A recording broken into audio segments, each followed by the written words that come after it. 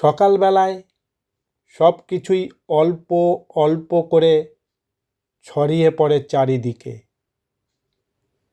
ছুতোর কাকা রেঁদা বাটালি আর তুরপুন হাতে বেরিয়ে পড়েন কাজে। করমালি চাচার হাতে ওজনদারি। মাধব জেঠু দুটো বলদ আর লাঙল নিয়েছেন সঙ্গে।